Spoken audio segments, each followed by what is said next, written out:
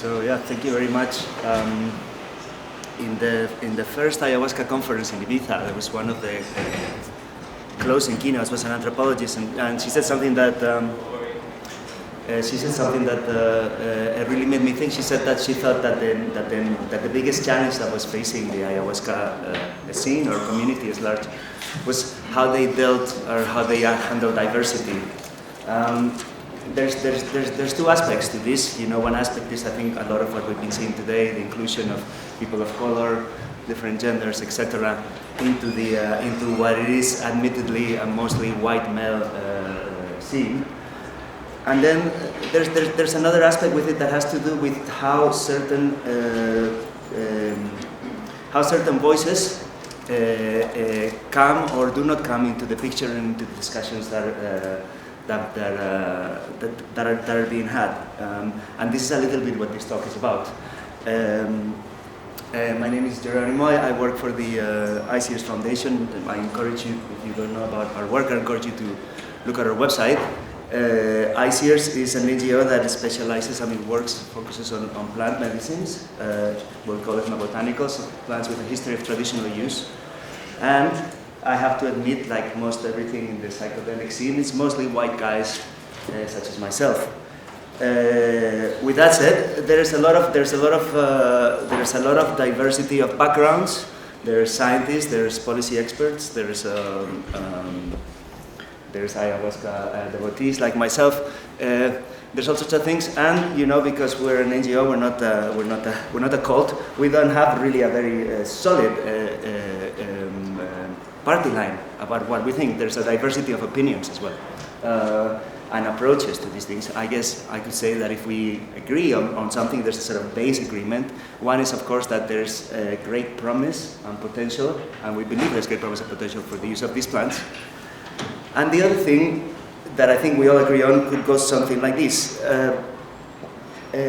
In terms of we believe in personal freedom but collective responsibility, or personal freedom but responsibility to the collective. That is to say, we all believe that you should be free to do what you want to do with yourself. There's a great Spanish philosopher, Antonio Escotado. He put it very beautifully. He's written a lot about drugs, and he says, "My skin is a frontier, is a border, and from the skin in, it's a sovereign country. And no other, government, state, whatever, has the right to tell me what to do, what happens, on the other side of my skin." So we do agree, basically we do agree with this. At the same time, the freedom to do what you want to do ends where other people's skins begin, and this is something that we all sort of agree on. So while we think that people should be free to do what we want to do and try and experiment, etc., the minute that one person takes the responsibility to serve, whether it's a cup of ayahuasca or give an entheogen of any type to another person, we believe that that person enters into a different stage of responsibility, and you're no longer exactly free to do what you want to do. You have a responsibility over the people that you're giving this substance to. The same way that a young college student has, in that sense, more freedom than an older man who runs a company and who has 4 children. Because they're responsible for more things, then they have less freedom about it. Now you will see how this ties up with the main topic of the talk. Which actually has to do with a very long, very ongoing discussion or argument that happens within the ayahuasca community, which is this sort of endless struggle or chain of disagreements between what you would call on one side, making very big generalizations, the traditionalists, so people who believe that we should stick to the tradition and do things exactly as we were told, and what you would call the innovators, which are people who think that they have a right to change things and improvise and evolve the ways that things are working. Again, this has everything to do with giving it to other people. This is where it gets tricky. This is why it's no longer an issue of personal freedom, because when people want to innovate, they're not talking about how they innovate with themselves, but they're talking about they're innovating in a sort of number of practices that actually involve other people, and the same with the tradition. So if you are not familiar with these arguments, and you're drinking ayahuasca, you're either drinking ayahuasca by yourself or you're drinking with a group that it really doesn't talk to anybody, because I mean, I can assure you the 15 years drinking ayahuasca, these sort of arguments, they're endless. They go on forever. As a matter of fact, in the next ayahuasca conference that happened in Rio Branco, they sort of exploded in a very public manner in a number of the debates and the public talks. There was one in particular where I don't actually remember what the issue was. I think it's a very old issue among the ayahuasca religions in Brazil that has to do with the inclusion or not of cannabis by some lines. And then some other lines, more traditional lines, totally reject this new practice.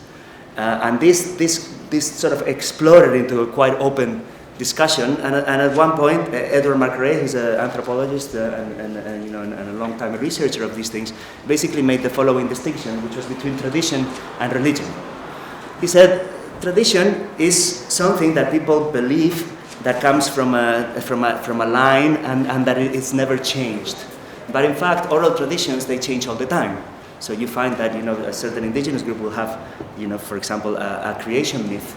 And this doesn't include white people because they're pre-contact. And then the minute they're contacted, very soon afterwards, the creation myths change.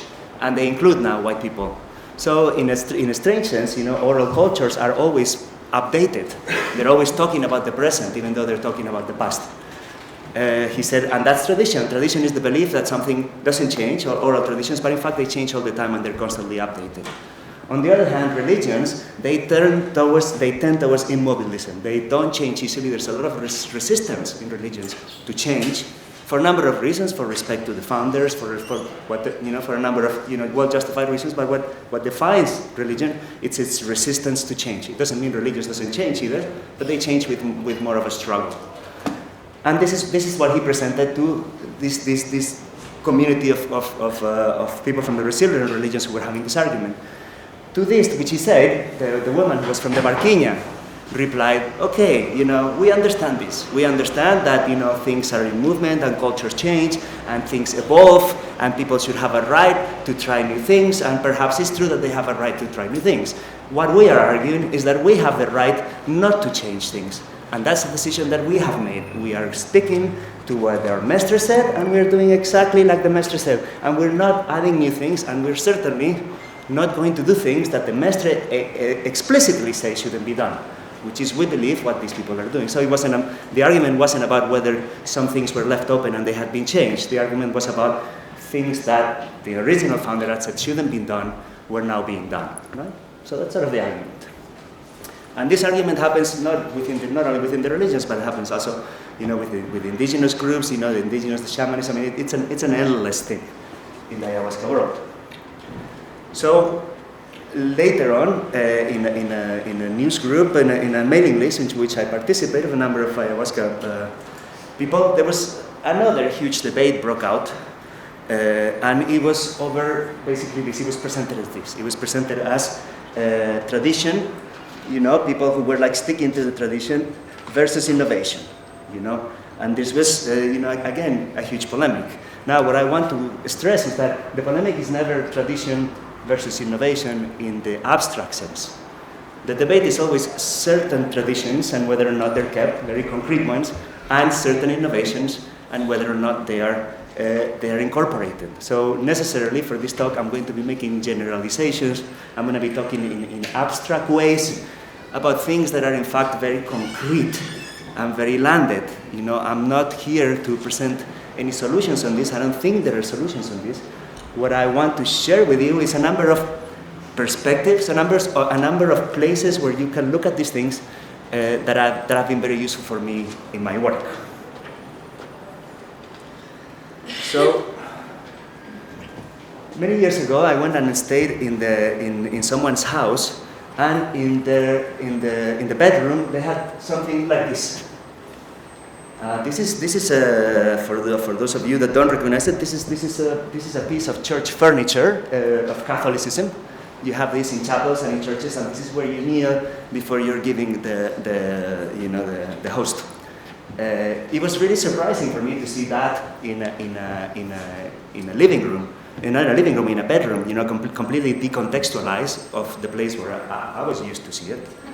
I want to stress this is not a sacred object of Catholicism. It really is just a church furniture. But it was still, for me, just kind of strange and unsettling. I felt, I would have never put that object in my living room, right? And I live in Ibiza, and Ibiza is a place where Buddha statues are, as a matter of practice, placed just about everywhere. In gardens, in restaurants, in clubs, in bars, in hotels, everywhere. I googled Buddha restaurant, and I found this picture. This is a hotel in Budapest, the Buddha Hotel, and it's got a giant Buddha statue placed there. Now, as I heard somebody tell me that Buddha statues are the new garden dwarfs of the middle class, and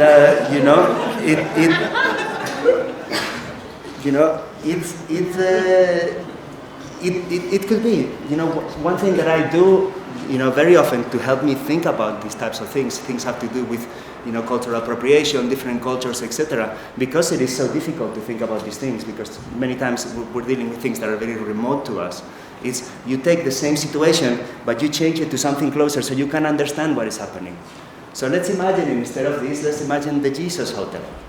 And what would happen if clubs had Jesus statues and Virgin statues, and they'd be like Jesus in gardens, and people would open restaurants and put like big Jesus and giant Jesus, and Jesus everywhere, right?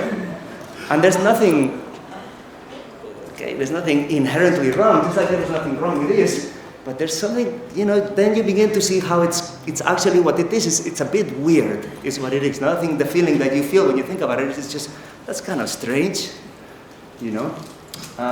Here's another example. You might be familiar with this. This is a Native American headdress, a war bonnet. And as you know, recently it has become cool in certain festivals, Coachella and whatnot, to wear these things. And then there's been a huge backlash from the Native American community saying that this is cultural appropriation, that it's really disrespectful, that people have no right to wear those feathers, that these feathers are loaded with meaning, blah, blah, blah. And then there's been a next backlash from that community saying, what the hell, this is just costumes, people dressed as astronauts, people dressed as firemen, and people dressed as Indians, why couldn't do this? If we're gonna follow this logic, then indigenous people couldn't dress up as astronauts, or as priests, or as military generals, because that's not part of their culture. That's sort of where the argument stands. Now, I'm going to stretch a little bit more, just so you get sort of, what I want to present here is not take sides, but present the entire panorama of the arguments. To this argument, the indigenous activists answer that this is not an issue of two equal sides deciding who wears what of which, because the white culture is so much more powerful, and the indigenous culture is a minority culture. This cannot be thought about unless you look at the whole context. And suddenly, when you realize that these people are standing in the United States, which used to be a native territory until it was taken over by white people, and that this is something that is ongoing, that white people have gone to the Americas and they have taken the land and they have taken the resources and they have taken everything that used to belong to native people, and some Native American philosophers and activists are arguing the next step of that is taking the culture. Now we're taking the culture. We're taking the shamanism, we're taking the spirituality, and we're also appropriating these sort of things, and that's why they argue it's not okay for white people to dress up like this. Again, I think it's useful when one tries to think about these things to move it to something that is more familiar, so you can really understand what is happening. So let's remove the war bonnet, and let's think, for example, of the Jewish skull caps, the kippas, which we're all familiar with. Now imagine it became hip among hipsters, to wear, to go to the club wearing one of these, Jewish skull caps. And again, okay, you're not Jewish, and this thing doesn't, I guess it's just a hat. It doesn't actually mean anything. But it's, but you see what it is, no? There's something weird there. You can feel it, right? That would be a little bit weird, right? So it's these types of thought experiments, I think, that are very important to do when you're trying to think about these things, because otherwise it's very difficult to understand, what is being said, from both sides, And, we're all, this is all, we're all part of this, I'm wearing this shirt that says Sufi, as you know, the Sufis are, very important group of Islamic mystics, but this shirt actually has nothing to do with it. It's the name of a synthesizer plugin, right? But I like this shirt, right? So here I am wearing it, and I think this is like really, sadly, the ultimate freedom that we don't want to give up, is the freedom to be hip, whichever way we want, including these things. I think this is, so then perhaps, this is not about tradition and innovation, and this is not, but perhaps it has to do more with like freedom and respect. Perhaps it has to do with the fact that, that you're free to do what you want to do, and that your freedom lasts until you get to somebody else's skin, and there it ends. But actually, seemingly, it actually stops before the skin. Maybe it stops in something that has to do with more like the culture or things that they hold important. And suddenly your freedom cannot quite go there the same way, Perhaps, just perhaps, the Scottish people should have more to say about quilts than the Korean people, And perhaps, just perhaps, Buddhists, real Buddhists should have more to say about Buddha statues than everybody else,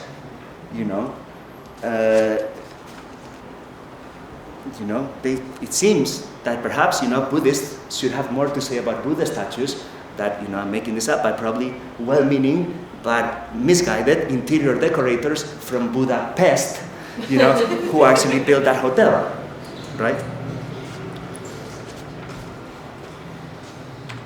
Now, more than 10 years ago, when I was still stupid enough to get into long internet debates with people, don't do it, it's a waste of time, it goes nowhere, very frustrating, avoid the forums, doesn't work.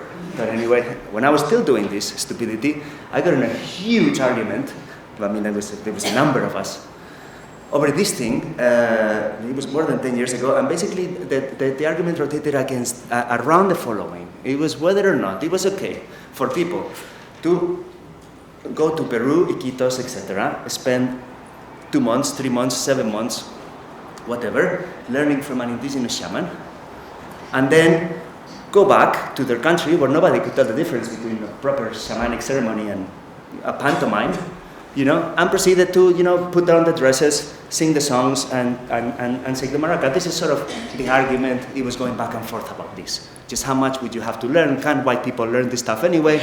They can, they cannot, blah, blah, back and forth. And there was a point when somebody, posted, very, very innocent, I think it's very interesting, and he said, I don't get why everybody's arguing. What is the worst that can happen? What is the worst that can happen if you go and you only learn for 3 months, and then you put on some feathers and some things, and then you sing these songs to some other white people? Really, what is the damage? What is the worst that can happen?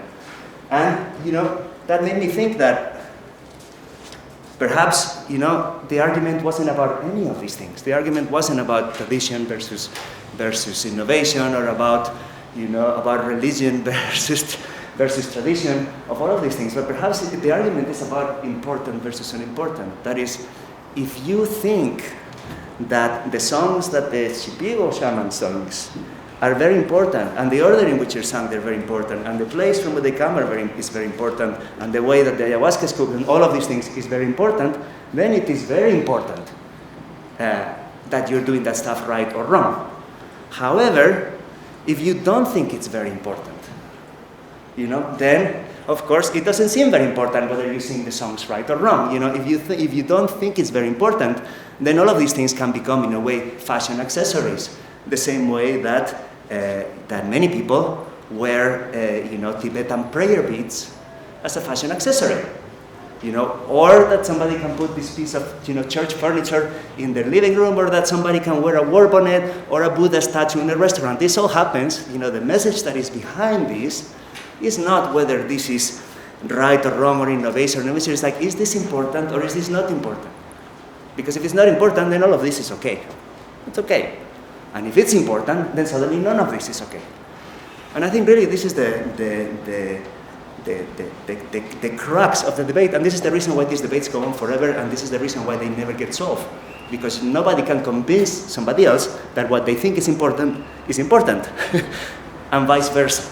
This is not a logical argument about whether this can be done or not. It's an argument about what is the value of this. This is what's underneath all of that. And that's an argument that just everybody stands in one place with respect to all of these things, and somebody else stands somewhere else. So, given how difficult this all is, and it is very difficult, like I said, I've been arguing and talking and thinking about this for many, many years, what I would like to provide now are some points of perspective as opposed to points of view.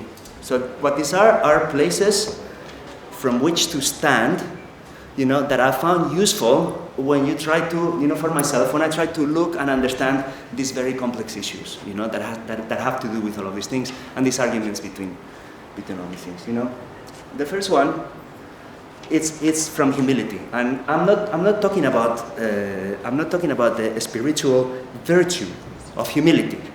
I'm talking about the acknowledgement of ignorance. It's very down to earth humility.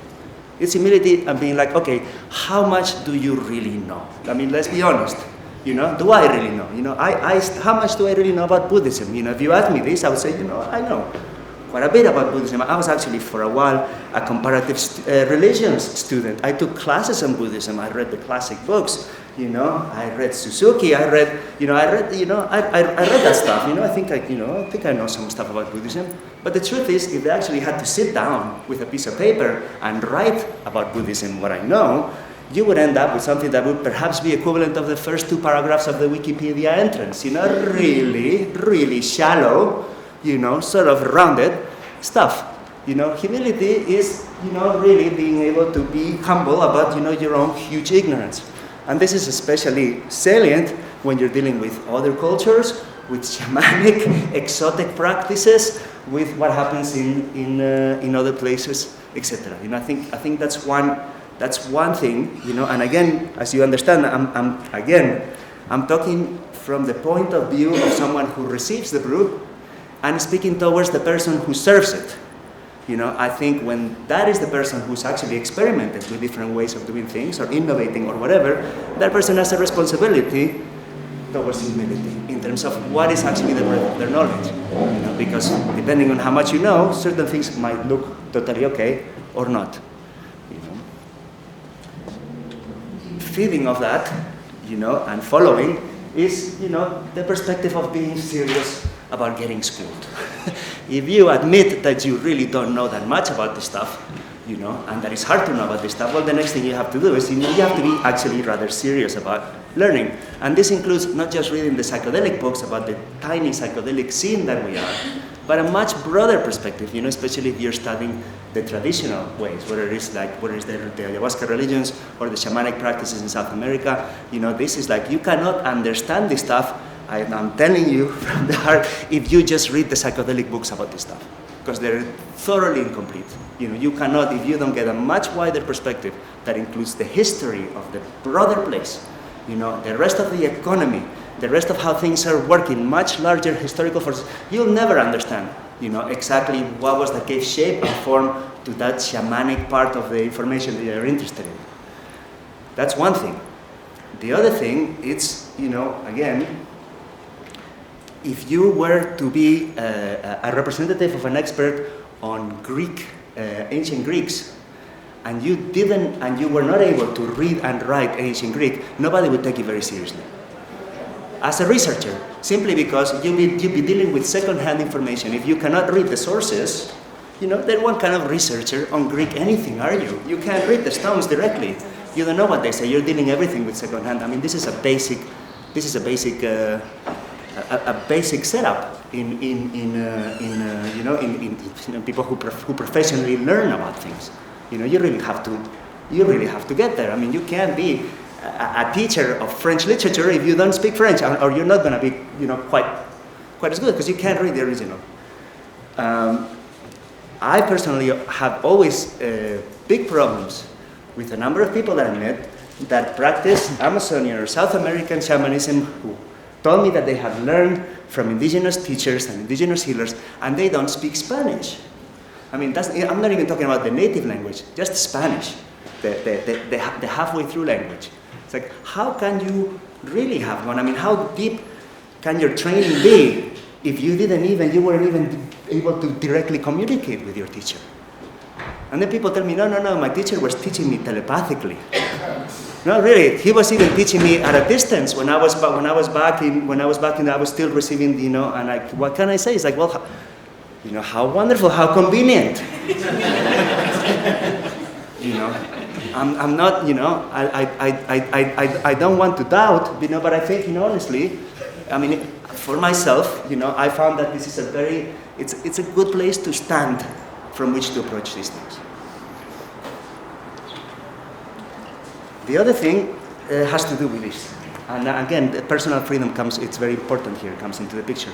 Now, because we live in a world where, an evil state has told us that we can't take certain things and we can't do certain things, we all tend to be anti-authoritarian, and we claim our freedom, and that's of course very good. And while all of us agree that absolute authority is a terrible thing and it's a bad thing, I want to, at the very least, raise a hand for relative authority, because I don't think all things are the same. I was last weekend. I was at a presentation by Mestre Felipe of the UDB, and this guy has been drinking ayahuasca for 42 years.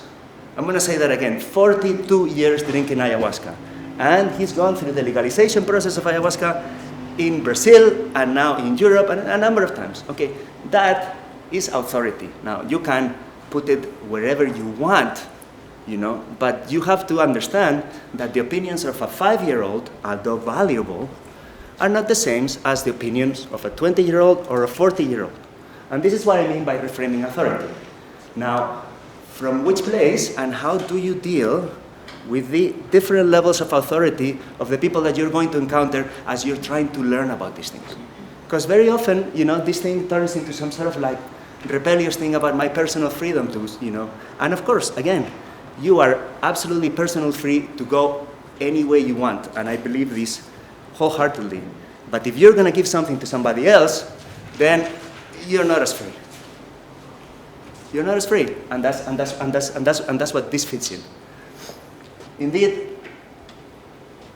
this I think is the final thing that I would say. When many years ago I was in Peru, and people knew that I was interested in these things, and a friend of mine came to me and he said, you should really meet this guy. He's really interesting. He's this Peruvian guy, and he's been working with curanderos for more than 20 years, and he's a teacher of traditional medicine at the local university, and I think the two of you will get along. You should really meet. He's a very interesting guy. And I said, of course, I'd love to meet this person. So a meeting was arranged, and we got talking, and he began to tell me about this